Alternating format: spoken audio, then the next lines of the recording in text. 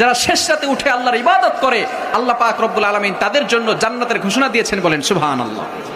এই রাতের শেষ সময় আল্লাহ পাক রব্বুল আলামিনের দুইটি নাম পরে যদি আপনি দোয়া করতে পারেন, আল্লাহ পাক রব্বুল আলামিন আপনার নেক আশাগুলো কবুল করবেন, বলেন সুবহানাল্লাহ। আমরা দোয়া করতে জানি না কোন সময় দোয়া করতে হয়। মুমিন তো এমন থাকবে যে ঝোঁক বুঝে কোপ মারবে, ঠিক কিনা? কোন সময় দোয়া করলে আল্লাহ তাআলা কবুল করে সেটা আমরা অনেকে জানি না। তাহাজ্জুদের সময় আল্লাহ তাআলা প্রথম আসমানে আসেন, সুবহানাল্লাহ বলতে পারলেন না? আল্লাহ পাক রব্বুল আলামিন প্রথম আসমানে এসে বান্দাদেরকে ডাকতে থাকেন। পবিত্র কোরআনুল কারীমের ভিতরে আল্লাহ পাক রব্বুল আলামিন জানিয়ে দিয়েছেন, হাদিসের ভিতরে রয়েছে, বুখারী শরীফের 1145 নম্বর হাদিস, ইয়ানজিলু রাব্বুনাল্লাহু তাআলা, আল্লাহ পাক রব্বুল আলামিন প্রথম আসমানে এসে বান্দাদেরকে ডাকতে থাকে, ও আমার বান্দারা, কার কি লাগবে আমি আল্লাহর কাছে চাও। বান্দা বিপদে পড়ে গেছো, আমি আল্লাহর কাছে সাহায্য চাও, আমি আল্লাহ তাআলা বিপদ থেকে উদ্ধার করে দিব।